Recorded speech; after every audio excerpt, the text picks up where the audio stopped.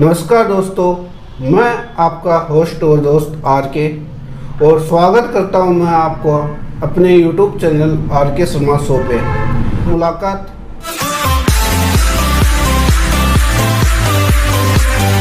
ऐसी में सरपंच बने तब से लेकर और आज वर्तमान में 2020 में टोडी ग्राम पंचायत में क्या क्या विकास कार्य हुआ, जैसे स्कूल वगैरह है उनके बारे में, या शादी में कुछ कॉलेज वगैरह है, या कुछ और सार्वजनिक कार्य बड़े हुए थे, तो उसके बारे में आप थोड़ा बहुत बताइए। मैं जब 1988 में सरपंच बना तब से लेकर आज तक 88 में तो नया नया कार्यकाल था, बहुत छोटा मिला। अच्छा। छोटे में कुछ आवश्यक और इतना बजट भी नहीं आता था। अच्छा। इतना नॉलेज का अनुभव भी नहीं था। हाँ, लेकिन मैं लंबे समय तक अच्छा काम न करा के आपस के ही व्यवहार और भाईचारे में खूब प्रेम भावनाओं के साथ में रहकर उनसे कुछ सीखने का ही मेरा अनुभव ही लिया, छोटे छोटे कार्यों को करने के कारण। और जब दूसरा मेरे को कार्यकाल मिला ग्राम पंचायत में डोडिया में, तब मैंने सर्वप्रथम गांव के विकास के लिए शिक्षा के स्तर पर स्कूल पर ध्यान दिया। अच्छा। उसको मैंने मिडल बनाया, मिडल थी उसको सेकेंडरी किया। और जो टोडी पंचायत की प्राइमरी थी उसको हमने मिडल किया। और उसका सेकेंडरी का परिणाम और इस मिडल का परिणाम हमें बहुत अच्छा देखने लायक के गांव के बच्चों के लिए पढ़ाई के तौर पर हमारे ग्राम पंचायत से मिला। जगह जगह कई मोहल्लों में समाज कल्याण बनाने हैं, अच्छे भवन बनाए गए और सीसी सड़कें, ग्रेवल सड़कें ये बनाई, पानी की व्यवस्था की टोडी और डोडियों में, विशेषकर शिक्षा पर। मतलब विशेष आपका फोकस शिक्षा पर ज्यादा? शिक्षा के बच्चों की सुविधाओं के लिए कि बच्चों पर ज्यादा सेकेंडरी किया और उसमें अच्छा भवन भी बन कर। ये तो ये था। अब जो एक टोडी के विकास के लिए आए, जब टोडी 2015 में अलग हो गई, तब अब की बार हमारी जो ग्राम पंचायत की टोडी की विद्यालय एक मिडिल तक था, उसको सेकेंडरी किया और उसी वर्ष में उसी को सीनियर किया।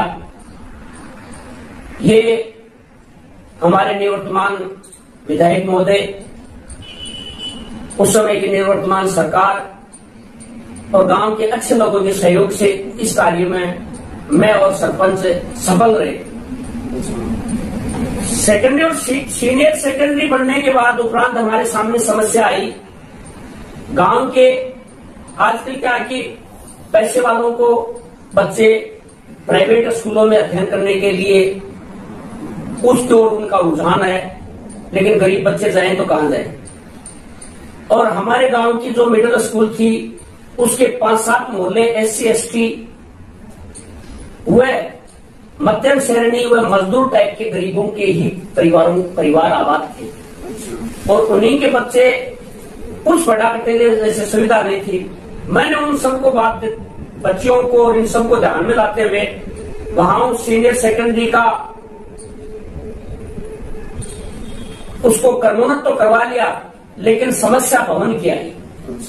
भवन के लिए वर्तमान में ऐसी स्थिति है, टोडी की जमीन बंबई में मिल सकती है, लेकिन टोडी में मिलना दुर्लभ है।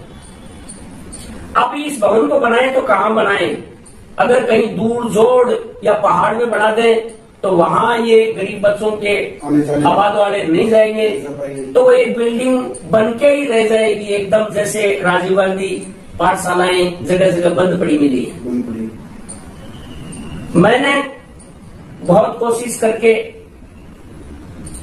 और एक गैर मुमकिन पहाड़ की जगह थी, उनमें 30-40 फुट के खदान थे। पता नहीं किसी प्रकार से कोई योजनाओं से लेकर किसी सहयोग से लेकर उनको भराया। उन खदानों को भरते समय, उनको कब्जे में लेते समय भी कई संघर्षों का सामना करना पड़ा। गांव में अच्छे लोग भी हैं तो गांव में टांग खींचू लोग भी हैं, उन लोगों ने केवल अपनी भावनाएं ये भी व्यक्त की कि ये तो कोई दुकान या कोई कब्जे के लिए कर रहा है। लेकिन जब ये इतना सुंदर ग्राम पंचायत टोडी का भवन बनकर तैयार हुआ तो क्या पक्ष क्या विपक्ष, हमारी उस समय वर्तमान सरकार और हमारे विधायक और हम सबको इतना आशीर्वाद और इतना सहयोग मिला कि सभी के सभी लोग एकदम खुश हुए कि इतनी बड़ी भवन ग्राम पंचायत टोडी में देखने को मिली, जो आप मौके पर देख सकते हैं। दूसरे नंबर पर ग्राम पंचायत टोडी में बहुत सी कॉलेज, एक शिक्षा नगरी है, लेकिन सरकारी एक भी नहीं है। जो गुडा के नाम से कॉलेज खुलीपुरों में, उसको भवन के लिए टोटे पड़ रहे थे। अब बच्चे जाए तो कहां जाए? स्कूल तो कागजों में, विद्यालय तो महाविद्यालय तो कागजों में खुल गया, लेकिन भवन कहां बने? मैंने वर्तमान विधायक महोदय के नोटिस में डाला और उनकी भी सोच थी शिक्षा के प्रति कि जो पहाड़ के नीचे ग्राम पंचायत टोडी की जमीन आती है और जिस पर इस समय अतिक्रमणियों का दौर ज्यादा है, इन अतिक्रमणियों से भी बचाव हो। और यहां कैसा रहेगा? उन्होंने कहा कि आप तो कागज तैयार करके भिजवाइए।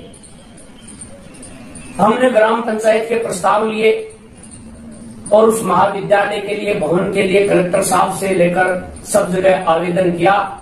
नतीजा बहुत अच्छा निर्णय निकला कि कॉलेज के नाम से वो आमदन हो गई, उसका नामांकन हो गया।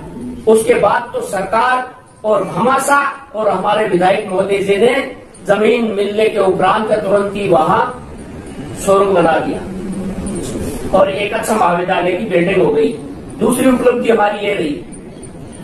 तीसरी उपलब्धि हमारे ग्राम की कीचड़ नलिया थी, उसमें गौरवपथ सुंदर बनाए। आज जो स्कूल है उसमें। चौथी उपलब्धि हमारी ग्राम पंचायत जो ही टोटी बनी वो बीच सेंटर में, उसी के लिए इसी प्रकार से मैंने पूर्व बताया कि यहाँ की जमीन बहुत महंगी और मिलना दुर्लभ है। तो पंचायत भवन को कहाँ बनाए? मैं उन्हीं गरीबों के मोहल्ले और उस गांव के तमाम कॉलोनियों के बीच में उसी खदान को ढूंढते उस खदान पर अटैक किया और उसको बनवा के और सरकार से आवेदन किया। वो ग्राम पंचायत भवन के लिए अलॉट हुई और 40 फुट नीचे से हमने बिल्डिंग को उठा के अति सुंदर ग्राम पंचायत भवन बनाया। बहुत सी हमने ग्राम पंचायत के लिए कार्य की। अब जैसे ये तो आपके कार्य हो गए, अब मैं आपसे ये बात जानना चाहूंगा, आपके बारे में कहा जाता है कि आप सर्व समाज को साथ लेकर और अपनी वाणी से उनको इतना मोहित कर लेते हो, उसका क्या राज है? उसके बारे में आप क्या कहना चाहते हो कि आप सभी को साथ लेकर चलते हो? उसकी प्रेरणा आपको कहां से मिलती है? सर्व समाज एक आशीर्वाद के तौर पर, एक प्यार छोटे बच्चे के तौर पर, अपनी नजरों, मेरी नजरों से वो एक छोटे बच्चे को प्यार देते हुए देखते हैं, लेकिन उनकी नजरों में भी, उनकी भावनाओं में मुझे बड़ा बनाने का एक आशीर्वाद दिखा और जो प्रत्यक्ष में मैंने प्राप्त किया। इसका कारण यह है कि वैसे तो पारिवारिक मेरे पैतृक संस्कारों से ही विनम्रता का भाव, भगवान परिस्थितियों के अनुसार भी किसी को घमंड न करने के लिए पूंजी न दे, ये मुझे मेरी सबसे बड़ी उपलब्धि रही कि मेरे घर में कोई मैं पूंजीवान नहीं था, एक गरीब था और गरीबी के नाते मेरे में विनम्रता की भावना और संस्कार व्यापित थे। उन गरीब परिस्थितियों के अनुसार ही गांव वालों ने, गांव के तमाम लोगों ने मेरे को चुना और उन्होंने गांव का सरपंच बनाया, मुखिया बनाया। लेकिन मैं, मेरी मन भावना से मैं गांव का मुखिया न बनकर, गांव का बड़ा व्यक्ति न बनकर, मैंने सोचा कि सबसे बढ़िया से बड़ा सेवक चुना है, तो मैं उनके प्रति एक सेवक के तौर पर, एक एससी के देखभाल कर रहे अपनाई के तौर पर मैं उनकी भावनाओं में नीचा रहकर, छोटा बनकर उनके नजरों में उनसे विनम्रता ही रखी। बड़े का आशीर्वाद लिया, बड़े का आदर सत्कार करते हुए आगे बढ़ा। कोई कुछ कह भी दिया पंचायत में तो मैंने उनको विनम्रता के तौर पे ही ऐसे कह के टाल दिया कि भाई सरपंच बनाया, मुझे नहीं कहोगे तो किसको कहोगे। अच्छी बातें मेरे घर पे बताई, एक दूसरे के साथ में कंधा मिला के और गोपनीय तौर पर दूसरे के साथ मिलकर एक दूसरे को नीचा दिखाने के लिए सहयोग नहीं किया। यही वजह है कि मेरे को सब लोग प्यार करते हैं। जैसा आप सरपंच के तौर पर आप कार्यरत हो, आपको इतना टाइम तो नहीं मिलता होगा वैसे, लेकिन फिर भी अगर आपको थोड़ा बहुत समय खाली समय मिले तो उसमें आप क्या कर सकते हैं? जैसे आपकी हॉबी किस चीज में? मेरे को जब भी खाली समय मिला है और मैं एकांत में कोशिश रही है जाने की, तब कुछ अच्छे महापुरुषों की, अच्छे संतों की कुछ जो ये किताबें हैं, मैं इतना तो नहीं पढ़ पाता हूं, लेकिन जितना मुझे नॉलेज है उनमें पढ़ने की कोशिश की है। ज्ञान प्राप्ति बताया है अच्छे लोगों ने कि ज्ञान प्राप्ति के 5 रास्ते हैं। एक ईश्वरीय शक्ति, एक माँ बाप, एक शास्त्रों का पढ़ने से, और एक प्रकृति से, और एक गुरुओं द्वारा। गुरु भी विभिन्न प्रकार से, जैसे हमारे उसमें हॉबी में कारीगरी में ले लो, कोई मिस्त्री का कारीगर है, कोई इंजीनियर है, कोई डॉक्टर है, कोई कुछ है, वो ये गुरु है। इन सभी के उन सबके सानिध्य से, उनके विचारों में से चुनकर ही मुझे इस प्रकार का लेना। तो उसमें मैं बीच के राजे तो ये सीखने की कोशिश करता हूँ। दूसरा कुछ बैठ के उन पर मेरा कविता लिखने का, गायन भजन लिखने का शौक था। वो अच्छे कवियों और अच्छे गायकारों के पढ़ने से, उनके सुनने से या अच्छे व्यक्तियों की संगत से ही अनुभव मिला। मैं ये नहीं कर सकता मेरे में ही वो शक्ति जगी, मैं ये घमंड नहीं करता। मैं तो ये भी स्वीकार करता हूं कि मैं उनकी नकल करने की कोशिश की और नकल में से कुछ मेरा ज्ञान लगा दिया। तो मैंने कुछ मेरी कविता वगैरह या कुछ गाना है सुना सकते हो तो आप? मेरा सबसे ज्यादा रहा है कि या तो कोई दुनिया में दुश्मन नहीं है, दुश्मन है तो एक नशा। मेरी ज्यादा कविताएं नशे पर बहुत ज्यादा लिखी है, और मैं मेरी नशे पते पर बहुत सी लिखी है। दूसरी हमारे सुभाष चंद्र जी, बोस, पन्ना धाय, बहुत से अच्छे महापुरुषों पर भी लिखी है। मैं कुछ एक नशे वालों पर कि गांव में कैसे कैसे व्यक्ति कौन सी संगत में चले जाते हैं, तब उनसे कौन कौन दुखी होते हैं, एक ये है। दूसरा मैं एक बहुत बड़ी महान नारी पन्ना धाय की नकले के ऊपर कविता लिखी, वो सुनाऊंगा। जो 3-4 प्रकार के व्यक्ति होते हैं, कोई अच्छी संगत की ओर चला जाता है तो अच्छे संस्कार सीख लेता है, कोई बुरी संगत में बैठ जाता है तो वो बुरी संगत से जाता है। बुरी संगत वालों के कैसे 30 प्रकार के व्यक्ति हैं, उनको गांव वालों पर किस प्रकार से प्रभाव पड़ते हैं बताता हूँ। कि बिना सोच के काम करनिया, वो चिंता फिकर में दुखी रहे। चोर शराबी लफंगे नरते, कुटुंब कदे ना सुखी रहे। चोर शराबी लफंगे नरते, कुटुंब कदे ना सुखी रहे। बिना सोच के काम करनिया, चिंता फिकर में दुखी रहे। चोर शराबी लफंगे नरते, कुटुंब कदे ना सुखी रहे। वो चोरों पर विश्वास न होता, चोरी का ही रखे ध्यान। चोरों पर विश्वास न होता, चोरी का ही रखे ध्यान।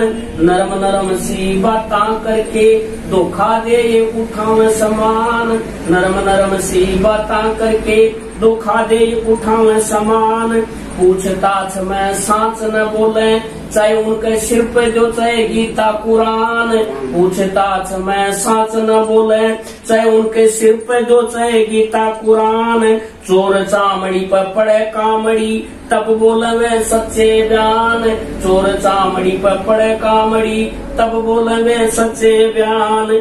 अरे जोरा जोरी दुखे बजाड़ रहे, चोर शराबी लफंगे नरते, कुटुंब कदे ना सुखी रहे। चोर शराबी लफंगे नरते, कुटुंब कदे ना सुखी रहे। बिना कविता है। हमने टोली पंचायत में जो मतदाता सूची है, वर्तमान में कितना वोटर है फिलहाल? वर्तमान में 4000 के करीब है। 3,916 के करीब आ रहे हैं और आगे होंगे 4,000 के करीब मतदाता हैं। इसमें 11 वार्ड है। और जैसे मतलब आज के टाइम में जो हमारे समाज में युवा है उनको आप कुछ ऐसी प्रेरणा देना चाहते हो जिससे वो समाज में, जैसे आपने अपना नाम कमाया तो वैसे भी वो अपने समाज में अपना नाम कमा सकते हैं, जिससे अपने माँ बाप का या परिवार का, अपने गाँव का, जिससे वो पूरी दुनिया में अपना नाम प्रसिद्ध हो सके। तो उसके बारे में आप कुछ उनको क्या संदेश देना चाहते हो? कुछ लोगों की सोच युवाओं के प्रति ज्यादातर ऐसे आती है कि वो आदमी पुराने अच्छे थे, आज के युवा कुछ नशा पता की ओर अग्रसर हो गए हैं या कुछ नहीं करते हैं, कि बहुत सी उनकी नकारात्मक सोच है। लेकिन मेरा ऐसा मानना नहीं है। मेरी बड़ी युवाओं के प्रति सकारात्मक सोच है, जिसका प्रमाण हमारे आदरणीय पूज्य प्रधानमंत्री नरेंद्र जी मोदी का भी है। वो जगह जगह देश विदेशों में जाके बखान युवाओं का किया और युवाओं की वजह से ही आज उनका डंका बज रहा है। तो बहुत अच्छे युवा हैं। आज ऐसे युवा हैं जो पता नहीं वो अपनी जिंदगी किस लेब में पूरी की पूरी दे रहे होंगे, पता नहीं, जो बहुत कम गलत संस्कारों या गलत संगत के अभाव में आकर के और कुछ अपने वो छोड़ रहे हैं, वो बहुत कम है। युवा बहुत अच्छे हैं। मैं जो गलत संगत की ओर बढ़ चुके हैं, नशे पते की ओर कुछ युवा बढ़ चुके हैं, उनसे निवेदन करता हूं हाथ जोड़ के, मैं उनसे प्रार्थना करता हूं कि इस भारत का भाग्य युवाओं पर ही टिका हुआ है और इस भारत का विकास युवाओं की वजह से ही आगे बढ़ रहा है। उनकी पढ़ाई और उन्हीं की देन है। लेकिन जो युवा कुछ ऐसी सोच लेके आए हैं कि मैं नौकरी लगूं पढ़ लिख करके, और मेरा पढ़ लिखने का मकसद मैं नौकरी लगूं, तो किसी विद्वान ने बताया है, किसी अच्छे व्यक्ति ने भी ये दिया लगते हुए कि पढ़ लिख कर नौकरी की भावना रखोगे तो नौकर बन के रह जाओगे, नौकरी पैदा होंगे। इसलिए आप ऐसा व्यवसाय की ओर भी बढ़ो कि मैं किसी को नौकरी दूं और नौकर बनाऊं। हमारे लोगों को अंग्रेजों ने आके नौकर बना लिया था। इसलिए ऐसी भावना न हो कि हम सारे के सारे नौकरी और ही अग्रसर रहे कि दूसरा आके हम पर पुनः राज करते हम नौकर बन के रह जाए। इसलिए ऐसे शासक बनो। ये दूसरा मेरा निवेदन है कि नशा बिल्कुल ही त्याग दो। नशा सबसे बड़ा खतरनाक है, तो इसलिए नशा पता नहीं करो। तीसरा मेरा है कि आज युवा इस आधुनिक कल्चर में करंट लाभ को ज्यादा महत्व देते हैं, करंट प्रतिफल को, कि तुरंत काम करूं और तुरंत मुझे फल मिल जाए। यदि लंबे वाले में कुछ लंबा समय में लाभ मिलता है तो उसकी ओर रुकते नहीं, लेकिन लंबे समय का टिकाऊ और मजबूत विकास होता है। इसलिए आप करंट लाभ की ओर ध्यान न देकर भविष्य के लाभ की ओर देखते हुए एक ऐसा काम की ओर अपना नींव रखें, कोई व्यवसाय की अपना निधि, जिससे हजारों व्यक्ति आपके द्वारा नौकरी लगे, आप हजारों व्यक्तियों की तरह पढ़ लिख कर नौकरी न लगे। और कुछ में सार न निकला हो तो मुझे क्षमा देनी। मैं आपको ये कहना चाहता हूं कि युवा साथी कोई भी कार्य करेंगे उसमें थोड़ा संघर्ष तो करना पड़ेगा। अगर जिस कार्य में संघर्ष नहीं है, सरलता से प्राप्त हो गया, तो इसका मतलब ये नहीं है उस काम में हमने अब योग्यता हासिल प्राप्त कर ली, उस पर विजय प्राप्त कर ली। नहीं, हमने कोई रोग ले आए। हम सरलता से कोई चीज मिलती है वो हमें इतना लाभ नहीं देती जितना संघर्ष के साथ देती है। इसलिए कोई भी संघर्ष से अर्जित कीजिए। संघर्ष करने के लिए हमें संयम होना अति आवश्यक है। संयमित जीवन अपनाना चाहिए। तो गुस्सा बिल्कुल त्याग दें, और गुस्सा करोगे, संयम रखोगे, तो संयम का मतलब है एकांत में जाना, और एकांत में जाने का मतलब है किसी एक अच्छे व्यक्ति से संपर्क होना, अच्छी किताब से संपर्क होना, या अच्छे ईश्वरीय शक्ति की ओर बढ़ना, तभी संयम ले सकते हैं। और गुस्सा आने का मतलब है हम उन हमारे जो पार्ट हैं, हमारे जो ऐसे तत्वों के जो गलत रास्ते पर जा रहे हैं, हम गुस्सों में जाकर के उनका सहयोग लेने के लिए हमारे दिमाग में ऐसे वायरस आएंगे। तो गुस्से के साथ ही हम दूसरा रास्ता भटक जाएंगे और संयम लेने के साथ में हम, तो मेरा निवेदन है कि आप संयम के साथ काम करें। तो दोस्तों, ये विचार थे श्रीमान खलीराम जी गोयल के, और इन्होंने अपने जीवन के कठिन अनुभवों से और संघर्षों के साथ इन्होंने जो अनुभव प्राप्त किया है वो हमारे साथ साझा किया है। मैं भी एक युवा होने के नाते इनके संघर्षों को और इनके संघर्षों से प्राप्त अनुभवों को आत्मसात करने की कोशिश करूंगा, और साथ में आप भी इनके अनुभवों और संघर्षों से जो निष्कर्ष निकला है उसको अपने अंदर आत्मसात करें, जिससे समाज में आपका भी नाम होगा, आपके परिवार का नाम होगा, साथ में आज आपके देश का भी पूरी दुनिया में डंका बजेगा। धन्यवाद दोस्तों, जय हिंद, जय भारत। बहुत बहुत धन्यवाद, बहुत बहुत राम राम।